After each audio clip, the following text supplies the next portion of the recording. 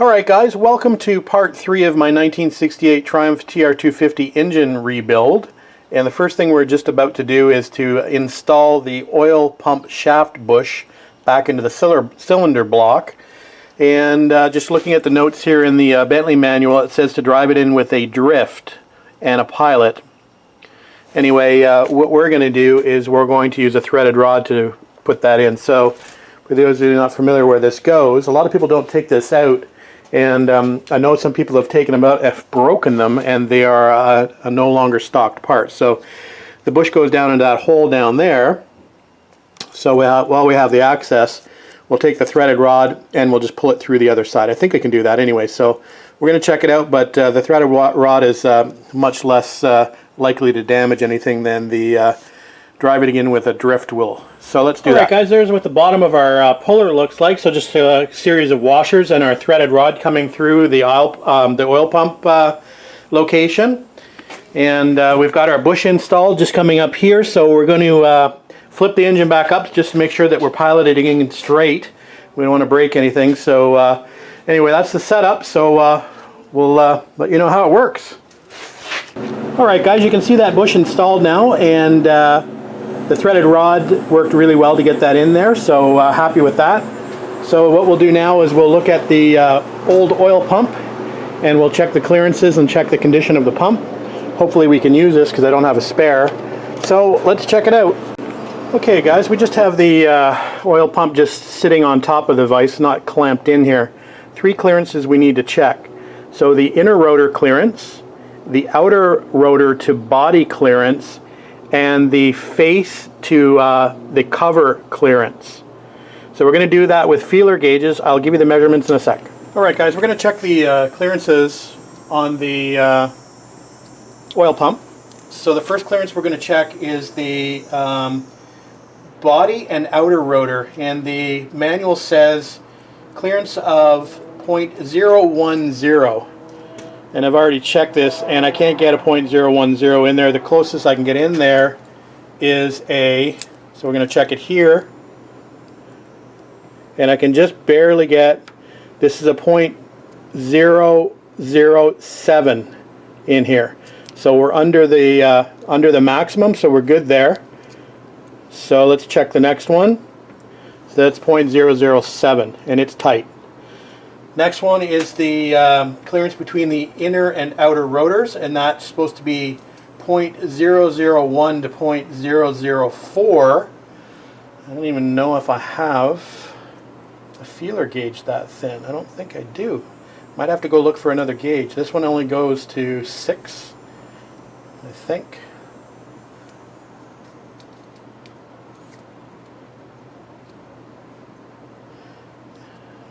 Yeah, let me go look for another feeler gauge. Okay, so again, maximum clearance between outer and inner rotors is supposed to be between 0.001 and 0.004.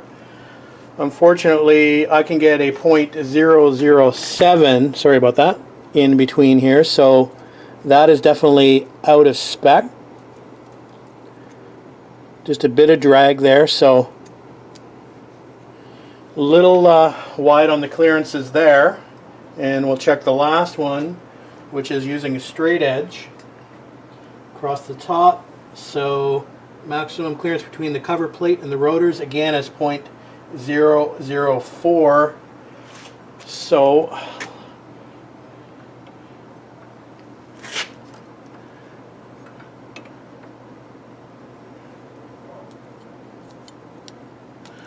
might be okay on this. Let me just find another feeler gauge and we'll be back. Okay, so maximum clearance is 0.004. This is 0.004. So we're good there. It's probably a little less than 0.004. It's a little sticky to get it under there, but just get it in a little bit. So we're probably more like 0.003 on that, so we're good there. So just the inner rotors have a little to be desired, but the rest of the measurements are okay. So we'll probably think about a new oil pump in the future, but we'll install this one for now, and we'll keep an eye on our oil pressure and see where we're at. The car had good oil pressure before we did the teardown, so not too concerned about this pump with enough volume. Okay guys, I try to show the good and the bad on this channel, so here's a little bit of the bad. So you can see that I've got the bush, the oil bush out again. And the reason was when I tried to put the shaft of the oil pump drive in, it was actually not spinning freely. So what's happened, I think, is I put a little bit of a burr on the bottom of the bush. Whether it was happened when I took it out or whether when I was installing it, I think with the threaded rod, it probably, when I was either threading the rod through with the threads, it probably caught on the lip and just sort of put a little bit of a burr there. So if you're going to use the threaded rod approach, probably tape the threads, I would say, that go through the bush, or just go ahead and use the drive method as it suggests in the book. I'm actually going to drive it in with a socket this next time, and hopefully we'll avoid that burr on the bottom. It spins freely now, so we're going to go ahead and install it again. That was fun. All right, guys, last video of the night. So oil pump is now installed. Just going to torque the bolts down. They are torqued to 9 foot-pounds, which is equivalent of 12 Newton meters. My small torque wrench is in Newton meters, so I just do a conversion. So 9 foot-pounds, 12 Newton meters. All right, guys, we're going to call it the night, and had a pretty good day today, except for that oil bush in and out. Other than that, it was not too bad of a day. So tomorrow, I think what we're going to do, if we have time, we're going to do the rear main seal, the crank seal, and we are going to do the front engine sealing block. So those are the two things we're going to do tomorrow. Then that will take us to figure out this thing, what we're going to do with this plug here. That'll probably be the next thing. So there are the next three things on the docket for the 1968 Triumph TR250 engine rebuild. See you tomorrow. Well, Sunday morning, just coming up to about 8:30 or so, and today was supposed to be a biking day, or this morning at least. We were planning on going for a ride at 7 a.m. But as you can see, there's puddles on the ground, and when I woke up and was getting ready to leave, it started pouring rain again at 6:30, so I decided to call the ride off for this morning and just work in the garage. So back on the 250 project, first thing we're going to do this morning is we are going to clean up the garage a little bit, put some tools away, and get a little bit more organized. And then we're going to talk about more new parts. Alright, good morning. So back on the continuation of part 3, and yesterday we left off by installing the oil pump. So that's done, and I'd mentioned yesterday that today we'd start on the crank oil seal, so the rear seal, and the front sealing block. So we're going to get to that in a second. So we pulled out all our gaskets that we had in stock, so we need to utilize a few of these packages. This is for the top, this is for the side plates, timing cover, the oil pan sump cover gaskets, and I need the little sealing block gaskets and the wooden blocks that are in there. Actually, I think I have some wooden blocks over here as well. So the gaskets are ready to go. Over on this side, we've got the new seal for the crank, and we've actually bought a new steel sealing block. So these get stripped out very easy, the stock ones. So this is the new upgraded version. This is from Classic Technologies, Mark Goldblatt. He also does really nice fuse boxes for these cars as well, so just a little bit of documentation there. He actually does send the wood blocks as well, and a quick sealing block installation tip that we're going to read before we go ahead and install this. This block's about $60, or when I bought it, it was about 60 bucks US. So anyway, I think that's a good investment. It should save some headaches on this installation and in the future.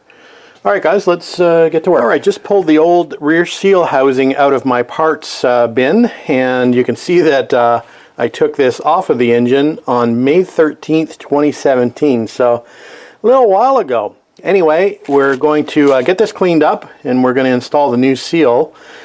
So when we do that, we'll come back, and we've got to make sure we get the orientation of the seal correct.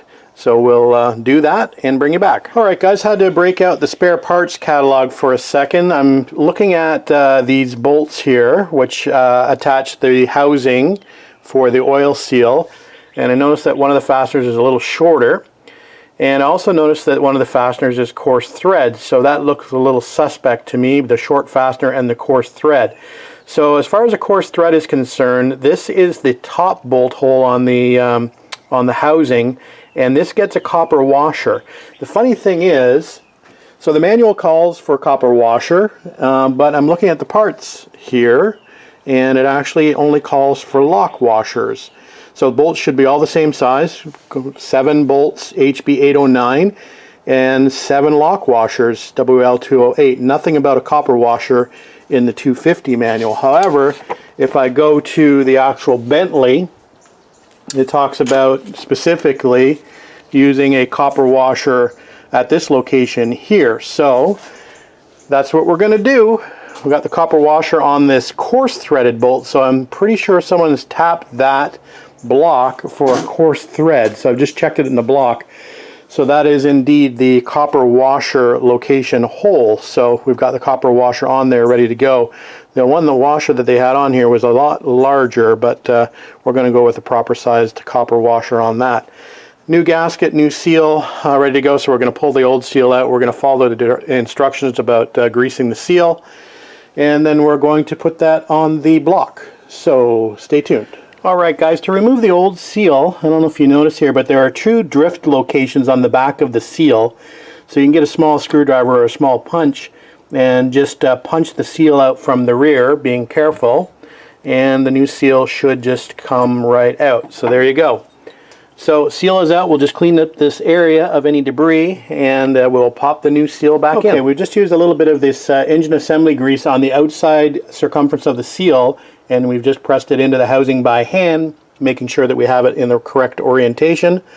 So that looks good, so we'll move on to the next step. Alright, next step is to add our gasket. So we've got this aviation forma gasket. We're just going to apply that here, stick our gasket on. We're also going to do the mating surface on the block over here. So we'll do that with the forma gasket as well. Then we'll grease up the rear of the crank and the seal, and we'll put that on. Alright, sealing block is now installed. So to torque it, 10 to 14 foot-pounds.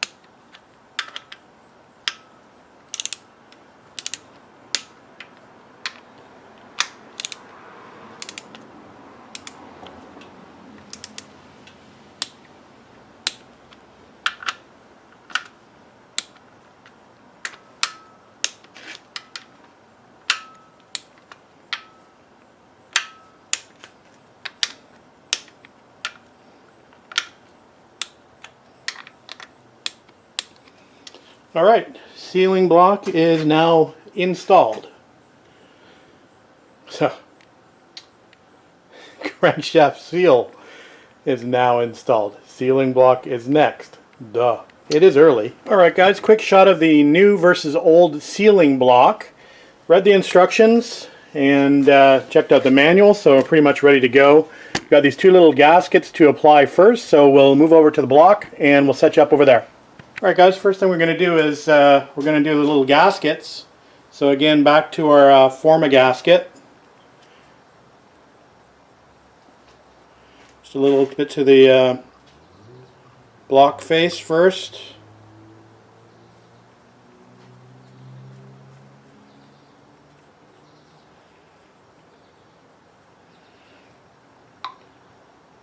Stick your gasket on.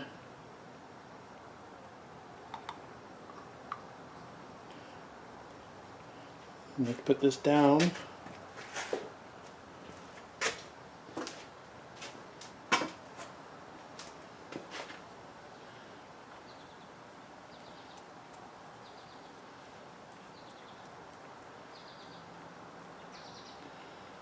Same on the other.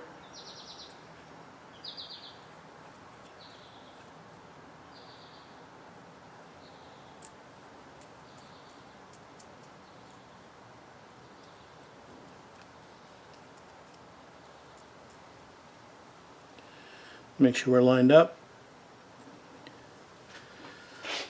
Okay.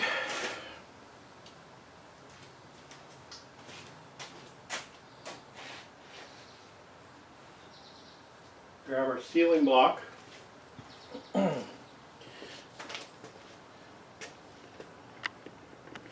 Alright, you'll notice that there's, where are you?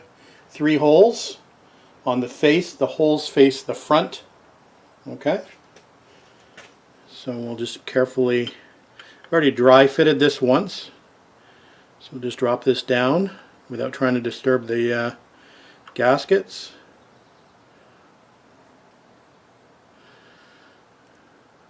Okay.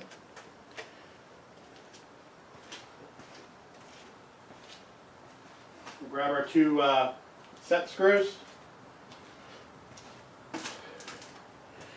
And we'll just put those in loosely.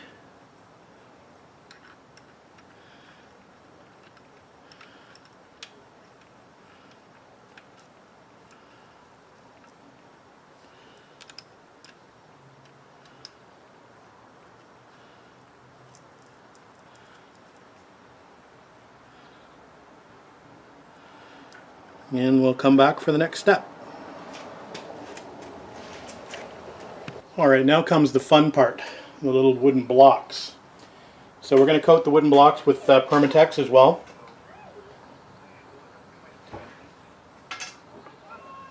On both sides. And the bottom. It's going to get a little messy.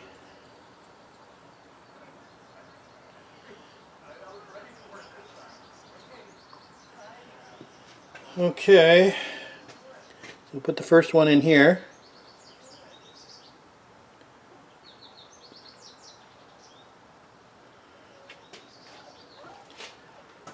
And we'll get a small hammer.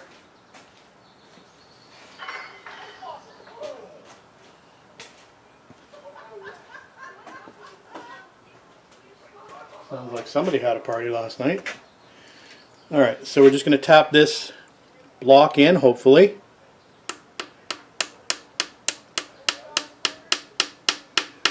All the way till the bottom's out,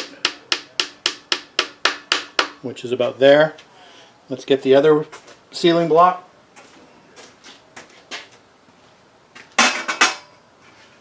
Same thing, let's coat it.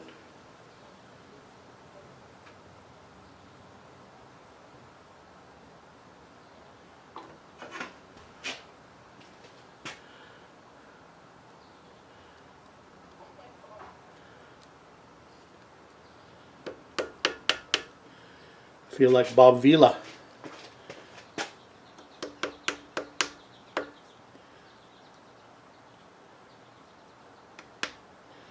This old Triumph.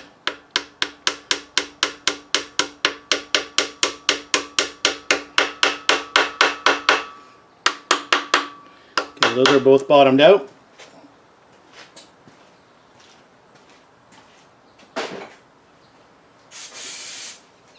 Next thing is to check the face of the sealing block with a straight edge. So let me find that and we'll come back.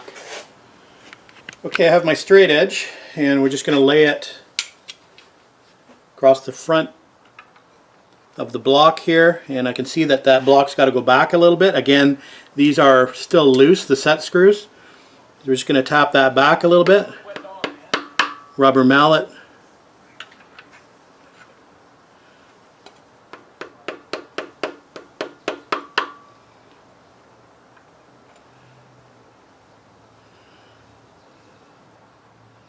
That's looking pretty good there.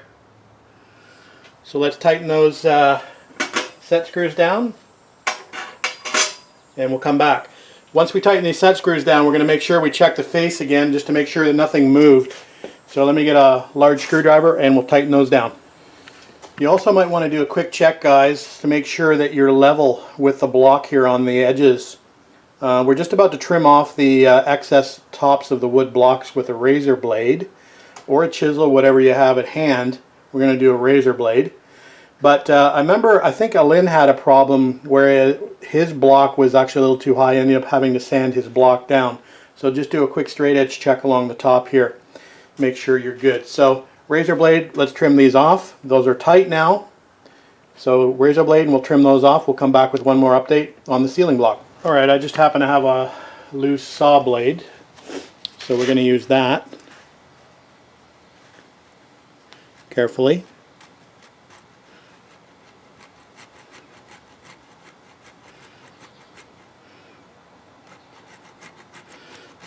You can always go back and clean it up a little bit with a razor blade if need be, but this will get the bulk of it off. I've just got the cloth here to keep any junk from going in the engine block. There you go. Nicely trimmed. And I think we're good to go as far as that's concerned. So, on to the next thing. Alright guys, it's finally caught up with me. I've now got to make my call on this plug location. And as you recall, this plug is problematic because this plug is part of the kit that they sent me, supposedly for a TR250. But the TR250s have this little step in here, whereas a later TR6 block doesn't have the step, and this plug would work. So the option is to get instead of a plug like that, just to get a dish plug that you hammer in, hit it with a ball peen in the center and expand the plug out. What I'm thinking of doing, or what I'm going to do, let's say I'm not thinking anymore, I'm going to do this, and I hope I don't regret it. I don't think I will, but anyway, you never know. Might have to do a lot of rework to fix this if this does not work. I understand that, so I'm going to take the risk.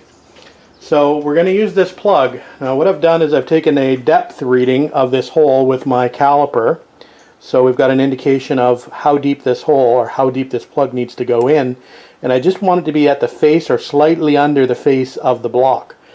So what we're planning on doing is we're going to mask this at the correct depth. So we'll mask the edge of this plug, if you can see that, at the depth that we require, and we are going to grind it down to the edge of the masking tape, clean it up.